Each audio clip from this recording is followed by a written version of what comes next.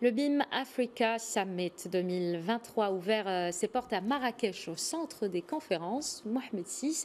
C'est un sommet dédié à la digitalisation du secteur de la construction et de l'immobilier. Pour en parler, nous sommes en direct avec Hassan Redouane, directeur de l'école d'architecture et de design à l'université Mohamed VI. Bonsoir monsieur et bienvenue. Bonsoir. Alors, pouvez-vous d'abord nous expliquer pourquoi ce sommet est-il important pour la question de l'urbanisme, une question problématique aujourd'hui? Oui, effectivement, le BIM Africa Summit, ou ce sommet africain pour le BIM. BIM, tout simplement, c'est le Building Information Modeling.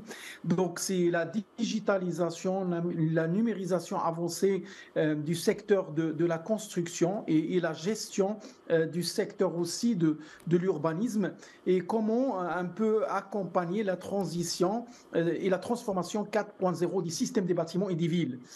Donc, c'est un tournant important caractérisé par sa digitalisation avancée qui invite architectes, ingénieurs, topographes, maîtres d'ouvrage, entreprises, tout autre intervenant, d'accord, à revisiter l'acte de bâti qui se doit d'être plus innovant, plus efficace et plus optimisé. Sachant que le secteur de bâtiment dévore l'énergie, dévore les différentes ressources et je pense que c'est le moment d'explorer les outils numériques et les outils digitaux pour un peu aller dans le sens de l'optimisation et de l'échelle du bâtiment jusqu'à l'échelle de l'urbanisme, jusqu'à l'échelle du territoire.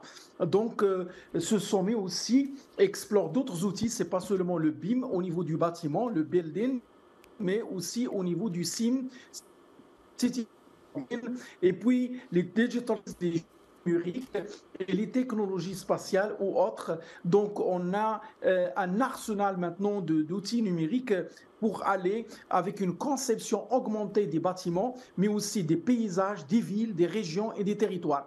Avec le nouveau modèle de développement du Maroc, avec la régionalisation avancée, le secteur de bâtiment et le cadre bâti, bien sûr, c'est l'élément tangible et c'est un ancrage pour tout ce qui est cadre social, environnemental et même économique.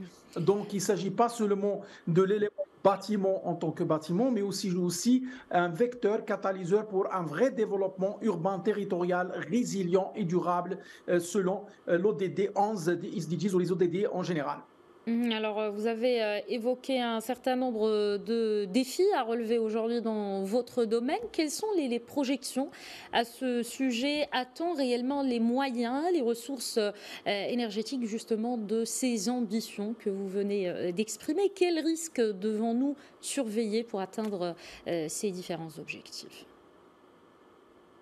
Bien sûr, ces différents objectifs de la numérisation et de la digitalisation, qui est un chantier aussi national dans tous les secteurs, soit l'urbanisme, l'aménagement territoire, l'agriculture, l'industrie. Donc, il ne s'agit pas seulement, il ne touche pas seulement un seul secteur. Donc, il y a bien sûr, la première des choses, c'est comment, bien sûr, accompagner ce changement, cette transition numérique par le renforcement des capacités dans du secteur. Et en plus de ça, il faut bien sûr que les universités, les grandes écoles jouent un rôle aussi stratégique pour former une nouvelle génération qui adopte, c'est pas seulement adapter, mais qui adopte cette numérisation, cette digitalisation pour renforcer nos capacités à l'échelle nationale et africaine, pour accompagner cette urbanisation qui est très avancée à l'échelle de l'Afrique dans le secteur de construction. Il y a un secteur qui est très stratégique, d'accord, pour le en plus de ça, cette du digital et du numérique, il devient dans l'ADN de la formation des ingénieurs, des architectes, des décideurs.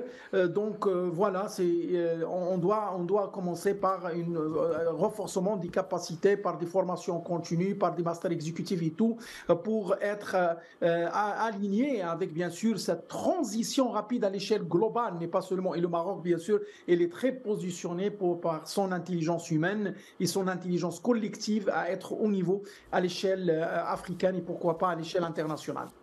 Merci beaucoup à Hassan Redouane, directeur de l'école d'architecture et de design à l'Université Mohamed VI. Merci d'avoir répondu à nos questions. Merci.